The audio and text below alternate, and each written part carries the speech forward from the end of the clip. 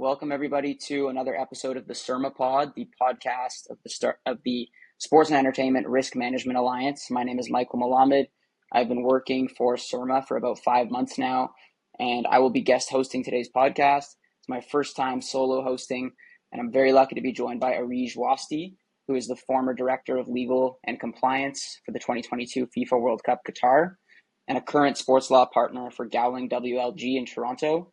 Today, we're going to discuss a little bit about AI and sports. And we definitely don't want to miss out on the opportunity to talk to Aarij about his primary area of expertise, which is major sporting events. And very much looking forward to having you on the call today, Aarij, and thanks for joining.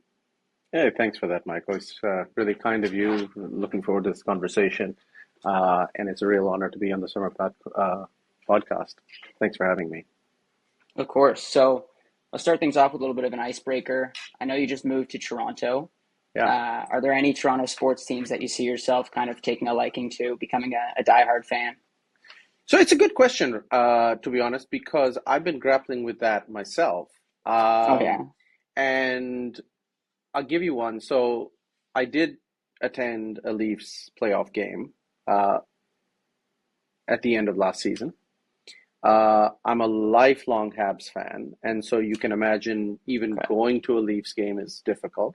But it wasn't Yeah. as difficult as I thought. And so I think what that means, and it's very similar to my journey with football or soccer, as you guys like to say here. I think in my journey, and we'll get into that a little bit later, in terms of what I've been doing over the last many years.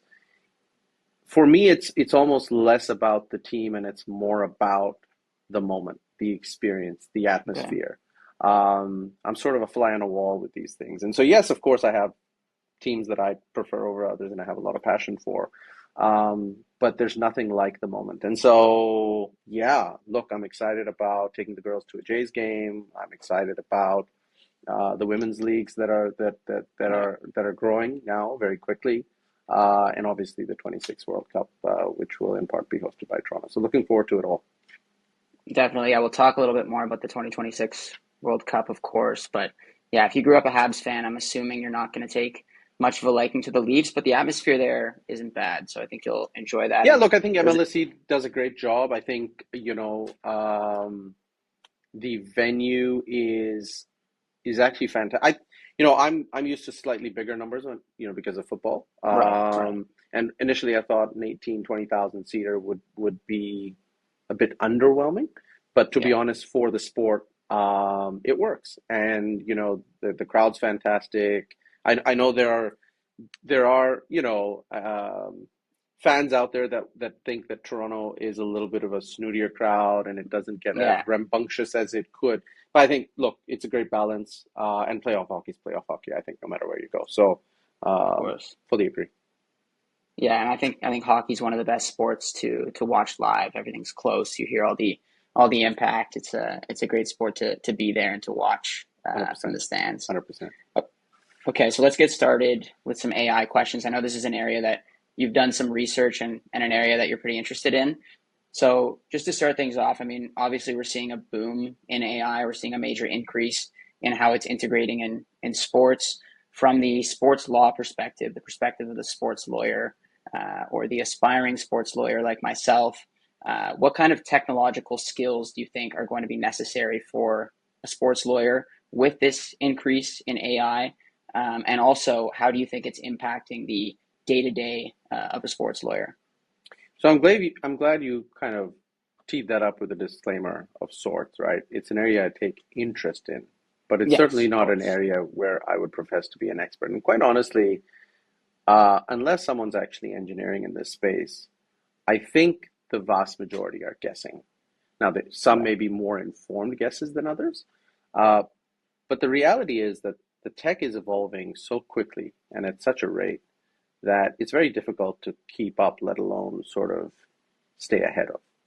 Um, so I think it's it's one of those spaces where you kind of just need to pause, look at what's available, and then match that to your current, possibly kind of short to midterm needs. So I'll give you an example. Um, I met a lawyer at the rugby union in the UK. I think it was the Welsh Rugby Union, if I'm not wrong, a few years ago. And he told me about this AI tool. Now, I'm talking 2017 maybe, when AI wasn't a buzzword, right? And so I asked him what it was. And he said, look, in a nutshell, you got tech out there that is able to, let's call it at that point, complement what the lawyers are doing, Mm-hmm. potentially slightly more efficiently, to a point that he said to me, hey, look, I need fewer junior lawyers in my team than I did prior to putting in this tech. And so I took this idea back to Qatar. We looked at implementing it at the Supreme Committee, which was the local organizing committee for the World Cup, primarily for uh, contract kind of formation or formulation, and circulation. So, you know, in the in-house space, often the number of initials and signatures that are needed on a document before it goes out is sometimes quite layered and complex, and there's matrices Right. that define who does what. And so automating that system for sure, it's a little bit of a pain to kind of program in, but once you've Mm-hmm. done that, the automation actually saves assistants and junior lawyers a lot of time. So I think that was 2017, and obviously, you know, AI can do a whole lot more now. And so, you know, kind of going back to those early learnings, I think what's happening is that legal teams are a taking time to train up on that tech. And so now, as an integral part of either becoming a lawyer or certainly training as a lawyer, whether it's in-house or otherwise, teams, HR teams, legal teams, they are looking at making sure that lawyers know how to use the tech and are up Right. to speed on that tech, right? And specifically, I've seen it be used for compliance monitoring, um, in a proactive way so that problems can be uh, kind of seen ahead of time and before there are consequences. Yeah. SERMAPod is all about risk management, right? So risk assessment Exactly. and predication, uh, using algorithms to sort of tackle that is big. We've talked about contract analysis and drafting. Obviously, that's a simpler sort of function that AI can help with. And then on the training education side, I mean, this is something I find fascinating, right? Where it's the chicken and egg scenario. So are we training the AI or is AI teaching us? Right. So if you look Right. at, GBT, it's interesting because a lot of us are putting in this information in terms of questions and asking it to feed information back to us. Mm-hmm. Um, but in reality, it's still at a phase, as far as I know, at a stage that it's learning. And so Right. there is that need still to feed into it. And this is where the ethical concerns come in, right? Kind of like the wiki pages of early days, Yeah. you know, who's feeding into it? How verified is that information? How reliable Right. is it? How skewed are we taking certain, let's call them subjective elements into the training?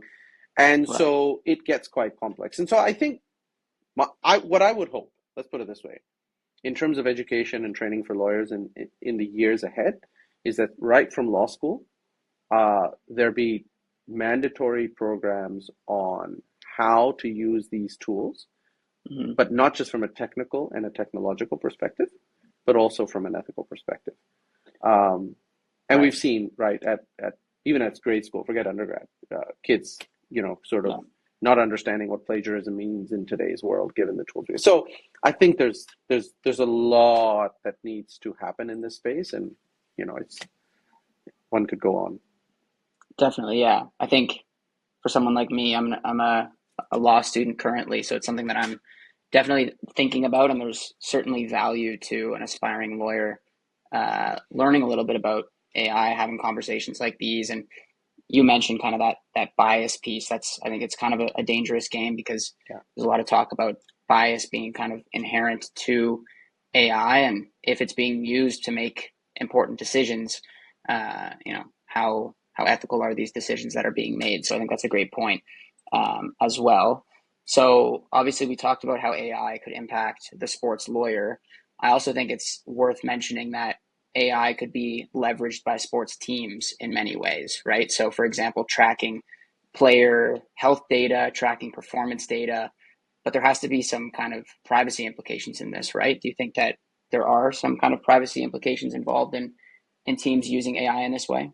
So 100%. And, I think when it comes to either the monitoring piece of athletes or whether it comes to the assistance piece for athletes, let's use a different sport for a minute, right? You look at the 100-meter dash, men's or women's. We love to call it the fastest man on earth, but it's really the fastest person on Right. earth, right? And the difference between a gold and a silver will be, as we saw in Paris, it'll be a fraction of 1 second. And so, where coaches and teams are now using these really high tech tools to give them that just marginal but essential edge, it's got to be tailored. And so what that means to me is a lot of information about the athlete is being fed into tech tools and computer Mm-hmm. systems in order to get the output that's desired. And so simple questions, basic questions, right? What is this information being used for? Where is it going? Are the athletes fully aware? Mm-hmm. Have they consented? Right? Right.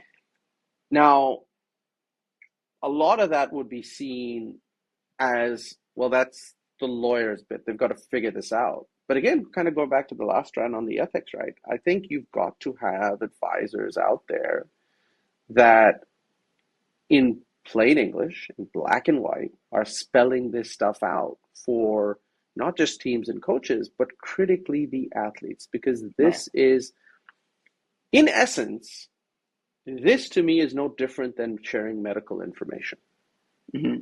right? Uh, your body mass, your your muscle tone, your height, your the body's changes over time. This is all for you and I. We go in for a doctor's visit, right? That's Yeah. protected information. Of course. Um, and so for athletes, I think that data collection and that informed consent is super, super critical. Right. Yeah. And I Um, think, sorry, go ahead. no, I was just going to say that that informed consent piece, like getting the consent is half the battle, right? I think that's kind of what you were alluding to because you can get the consent, but it's also important that athletes really understand what they're consenting to, and it's so hard to understand AI and all of its capabilities and what and it it's really evolving does. quickly, right, Michael? So, Right. so it's not just, hey, I've ticked the box, and 5 years later, I'm still good. Right. You really need somebody in the team who can track the changes, track what the impact of those changes are in terms of that privacy piece, kind of keep on top of it. Yeah. Because like I said, I would just be guessing. You and I can't say where AI is going in the next 5, 10 years. And Of so course. I think it's a continuous piece. But in addition to the data security and the data protection, you've got usage and sharing now. All Hmm. sorts of apps are linked into one another. So when you and I now download an app, it sort of asks us all sorts of questions in Right. terms of what can be sent and what can be inputted in. That's again similarly got to have full consent with full understanding. Um, Data anonymization sometimes, Hmm. is critical where you want to shield some of the more sensitive stuff, and there may be good reason to do that. Biases and fairness come into this as well. You've got to Right. be Of course. fair in terms of what's going out there. Um, and then compliance with regs, like this is in terms of big law, this isn't a practice area that is keeping a lot of people busy the world over. You've got the GDPR in Europe, and you've got different regulations in other countries, including in the US and Canada. But matching everything we've talked about, but then making sure it's compliant with the local regs and not Right. getting tripped up in that is not that easy, right? Because No. it's an evolving space. Um, so yeah, look, I think ultimately, there's a lot of sensitivities around this stuff. There is, however, a need to use the tech, and therefore information is being exported, shared, and imported. Right. And so, to go back to your question, 100% there are privacy concerns and things that Yeah. lawyers will need to help tackle. Definitely. I think, yeah, I could see the challenge there. And just another AI piece, and this might sound like kind of a wild scenario, but I'd say you can imagine that teams are going to try to leverage AI as much as possible. So, do you think there might ever come a time, and this is totally an opinionated question, but do you think there might ever come a time where AI can evolve to a point where it can be used to give teams an unfair advantage? For example, planning for opposing teams' game plans, practicing purposes. Do you think this is something that could eventually happen? And do you think this is something that sports governing bodies are maybe already talking about or will have to talk about?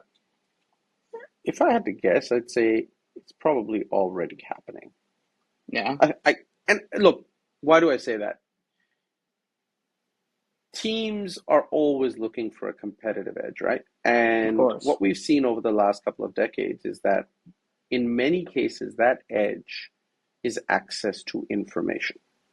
Yeah, Now, in the old days, the big heist would be stealing somebody's playbook, like literally stealing the bag yeah, off the field with the playbook, right?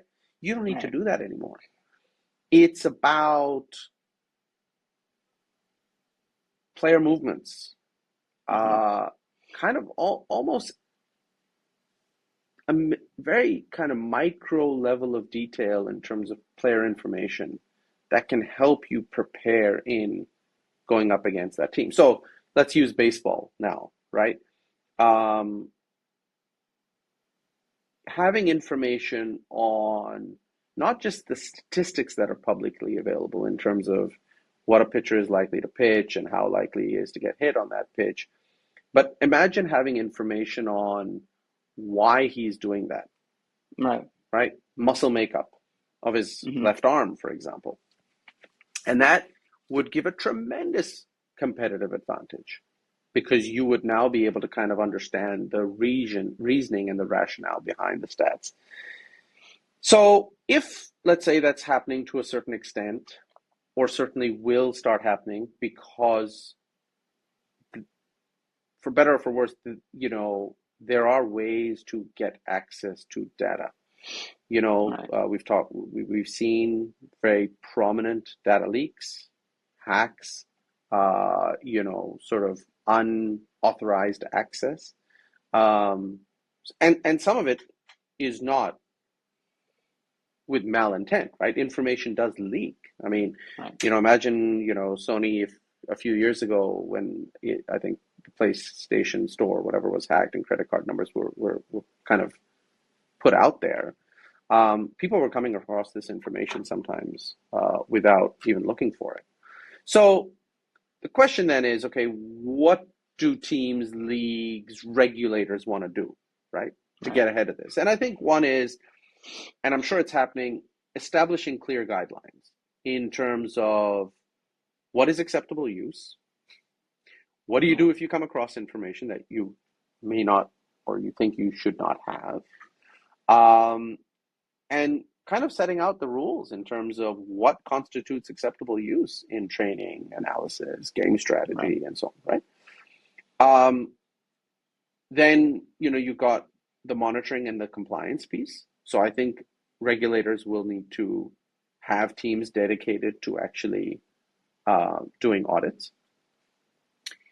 You've got to balance the tech access, equal access policies, making sure that all the teams have access to the same information if that information is publicly available, so that it is in fact a level playing field and we avoid the scenario of, well, the bigger, more well-funded teams have access because it's almost on a subscription model, for example. Then you've Yeah. got the data privacy and security aspects of protecting that proprietary information, super important because If you don't do that, is there risk of litigation and Hmm. claims later? Keep going back to the ethics of it all, right? Yeah. How transparent are we? What are we disclosing up front? And then finally, and I think this is the big one, right? What will be the penalties? Hmm. How do you tackle enforcement in this? Um, and I'm kind of a black or white kind of guy. I just kind of believe that, look, if there are teams out there that are going to not just skirt the rules, but actually cross the line Yeah. and seek competitive advantages that are illicit in nature, um, I, I think I always, my mind always goes to the full ban, right?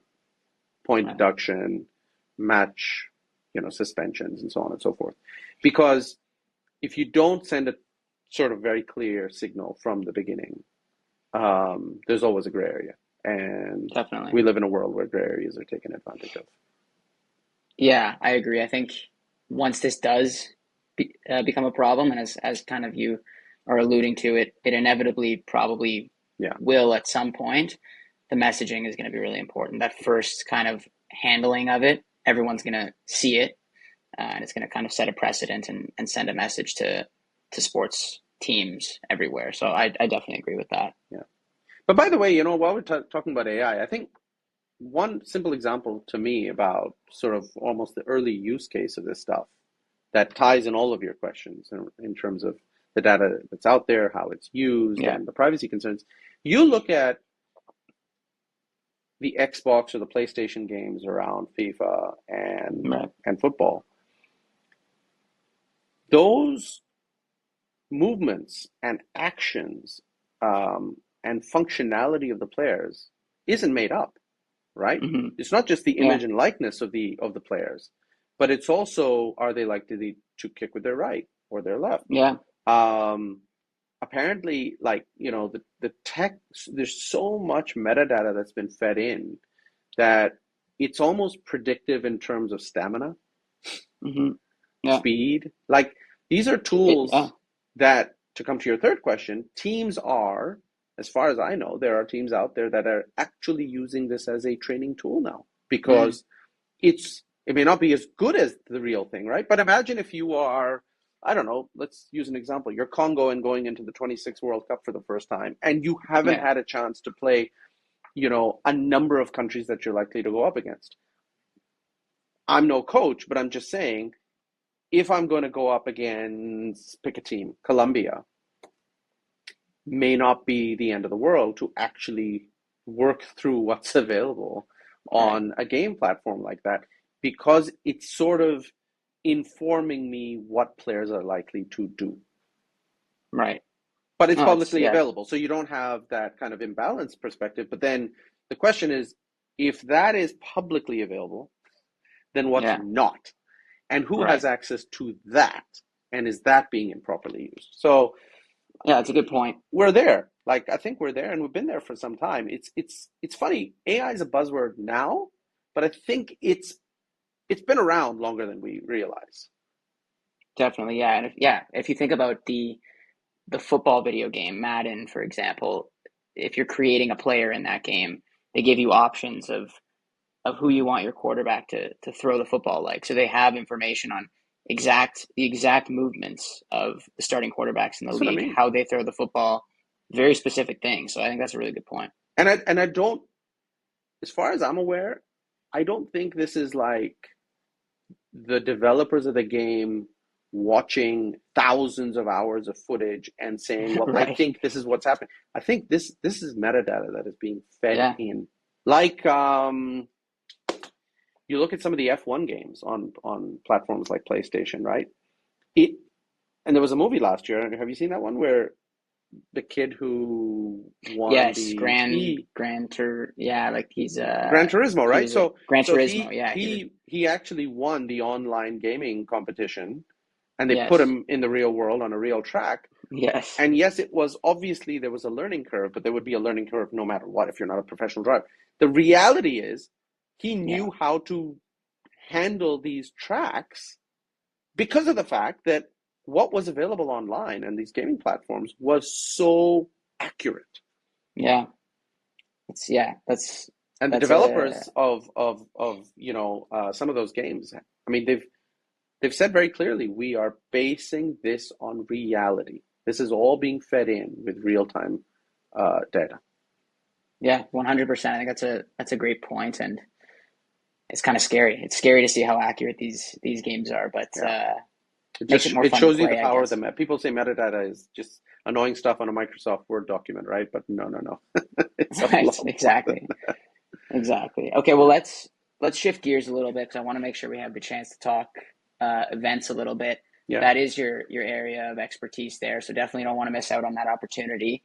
So thinking about some of the events we've seen recently, so the Copa America, the Olympics, and then we have the 2026 World Cup fast approaching, and also you have vast experience in this area. So what do you think are kind of some of the main challenges that go into the planning aspect of these major events? From a legal perspective, or Yeah, we, from a legal compliance yeah. perspective. Look, I think, the legal space when it comes to major events is not really well understood. And I have to admit, when I started my journey, 15, 16 years ago, um, I had no idea really what it entailed either, right? And so I would often get the question, and I still do, what on earth does a lawyer do at an Olympics or a World Cup? And if I ask students sometimes, well, what do you think that means? And they'll often go to the obvious stuff, right? Well, they're contracts. And you say, well, what kind of contracts? Well, they're sponsorship. Well, that's right.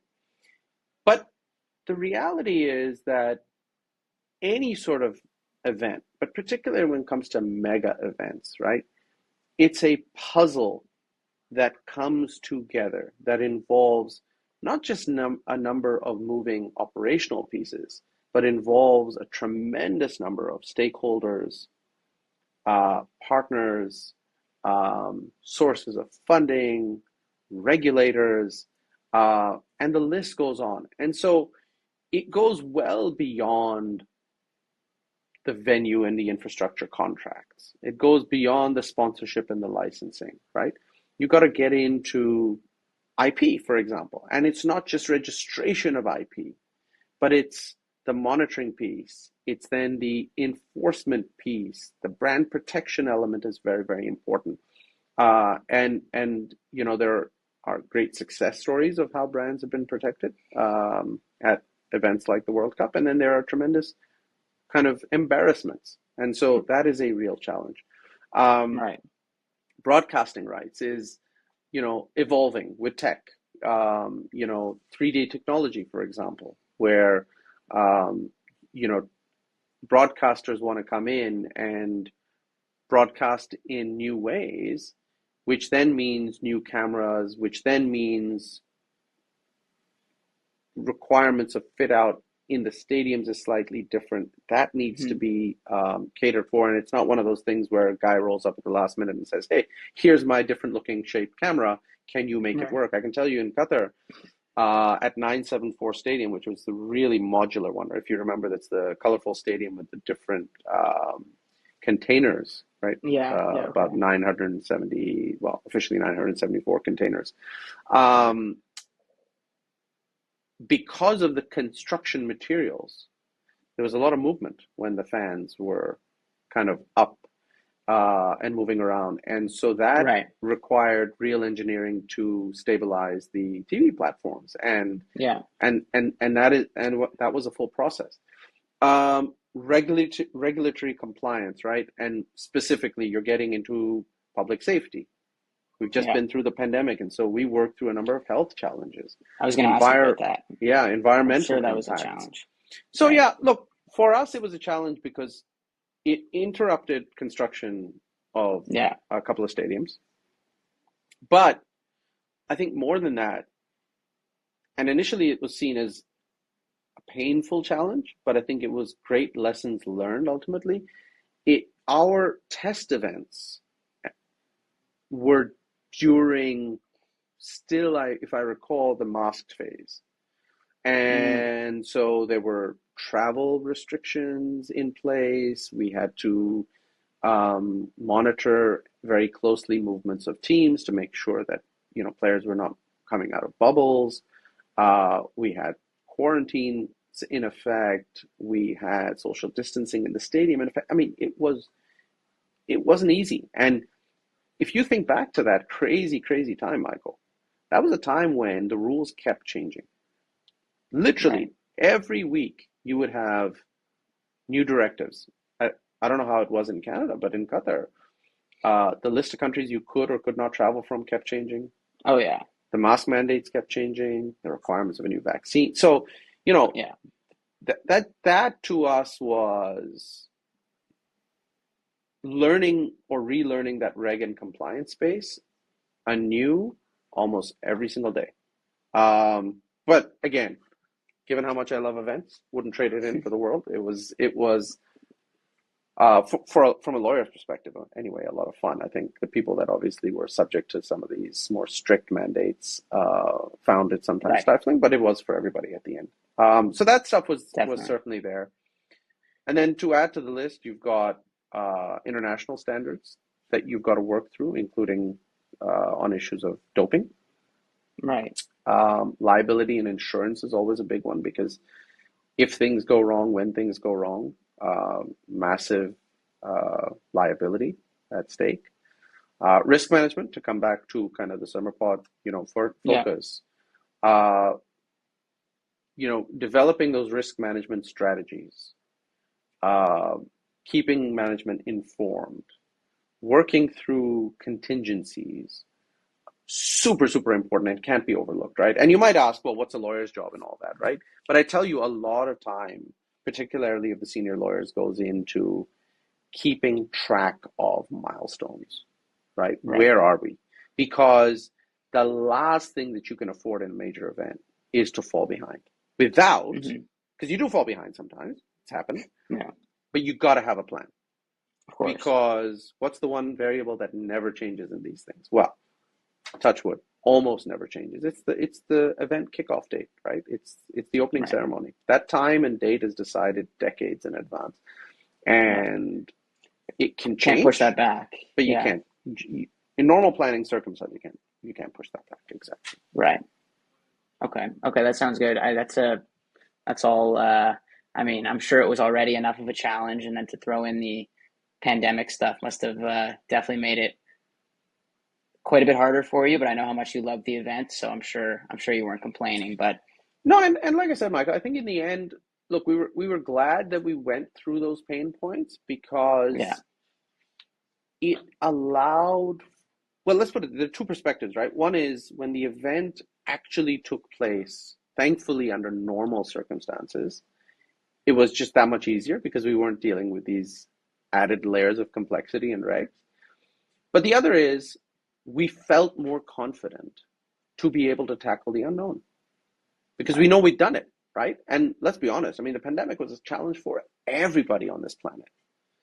But to have Definitely. worked through that, and I know, the NBA will say the same, and everybody came up with their own solutions in terms of whether there were bubble tournaments or whatnot. The reality is that, and this is partly why I love sport, right? It ultimately is about overcoming the odds. Right. And that is what I think sport really showed Yeah. in terms of where we are as humanity. We persevered, Yeah. and nothing was going to stop the world from seeing live events Right. long term. And we emerged. So, yeah, it was fantastic being part of that journey. Definitely. And I could tell you in Canada, it was no different. It was all uncertainty. It was kind of a mess during that time. So Yeah, it was and no different here. difficult times. And, Definitely, and, 100%. and of course, we can't forget how many people lost loved ones during that time. So it Of wasn't just course. difficult Yeah. professionally. And, we were very cognizant that whilst we were working towards something very important to us, and we thought to the world, we never lost sight of the fact that, there were individuals within our teams, within our extended family of stakeholders that had lost loved ones, and first responders, right? I mean, doctors, nurses, Right. etc. And so we did whatever we could throughout our journey as we emerged from the pandemic to honor all of those lost individuals and heroes Right. including in kind of our stadium unveiling programs. Definitely. Okay, so let's do one more question. This one I've been looking forward to Sure. because it's very relevant, and I've actually been really wondering this. So you were with the 2022 FIFA World Cup Qatar, which was obviously an event that was hosted by one country. So now with the 2026 World Cup, it's going to be hosted by three countries: Canada, Mexico, and the United States. From a legal perspective, what kind of unique challenges do you think that presents? Well, it's almost like our first question, Michael. Who Yeah, knows? Who knows? yeah, Look, let's start from the history, and you can see some of the posters behind me, right? So Japan, right. Korea was the first World Cup that was co-hosted. And my recollection of conversations with people that were involved at the planning stage, and particularly around the legal aspects of that tournament, is that it was tremendously more difficult to kind of reach a common point of understanding when it came to particularly sovereign issues like immigration and visas, Right. um, health policies, um, you know, things that normally a single host would define, and the regulator would come in, FIFA or the IOC would come in and say, okay, this is the ground reality of what we're working with. How do we now kind of fill that singular gap between what we need and what the country currently has? And Right. so, if it was difficult in Japan, Korea, I can only imagine that the team is facing tremendous challenges as it works through these three countries that are in many ways different culturally, Hmm. linguistically. Um, the legal systems are not necessarily aligned on a lot of Right. key issues. And it's a massive, vast geography, right? We can't Hmm. forget that, the three capitals, Mexico City, Ottawa, and DC, are not exactly a bus ride away from one another. And so No. Yeah. there's a lot of kind of, I think, planning needed. And you kind of wonder whether, FIFA really started focusing on 2026, obviously post 2022. So you wonder whether 3 or 4 years is enough, or 3.5 years is enough to plan a tournament like this. I have no doubt that we'll get there, and I have no Yeah. doubt that 26 will be a massive event and a rousing success. But look, there are probably critical challenges. So specifically, jurisdictional complexity. We've talked about, Right. three countries being more difficult than one. Yeah. Regulatory compliance is a big one, right? And so you've got three separate sets of regulation. So you look at the environment, right? So environmental assessments are going to be very different in Canada, the Right. US, and in Mexico. And so if you're sitting at the HQ in Miami, you can't have just one model and one solution. You've obviously got Hmm. then three sets of solutions and three regs that you're looking at. Um, Right. So there's gonna have Contractually, to be a lot of. I was gonna say there's gonna have to be a lot of coordination. I'm assuming from well, HQ to or HQ, put another understanding. way, less coordination and more autonomy almost, right, to the three separate teams, because what's happening in Canada is very different to what's happening in Mexico, for example. Right. Right. And then you've got, the contractual and the IP management and things like dispute resolution mechanisms, that you're going to try to unify as much as you can.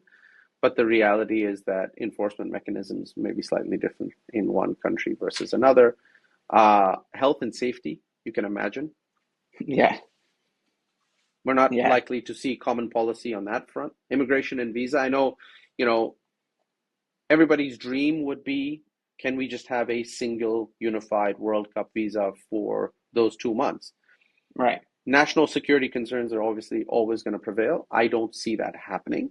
Uh, I'm not an immigration expert, but as far as I can tell, it's likely going to be that people are going to need visas to each individual country.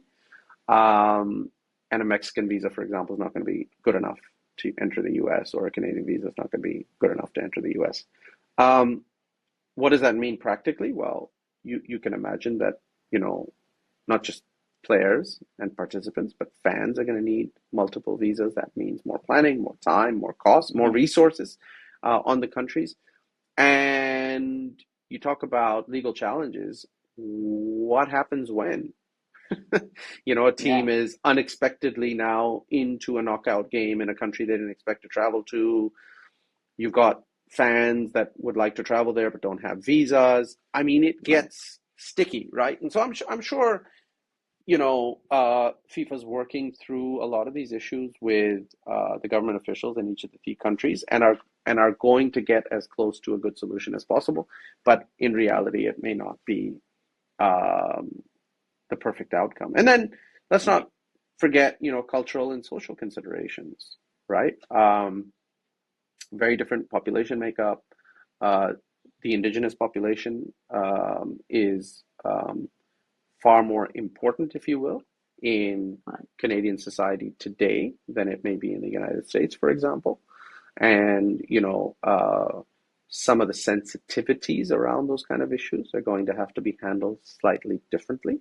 Yes, you can find that least common denominator, but um, there's that context, if you will, that's different, right? And then let's not forget, this is all about money.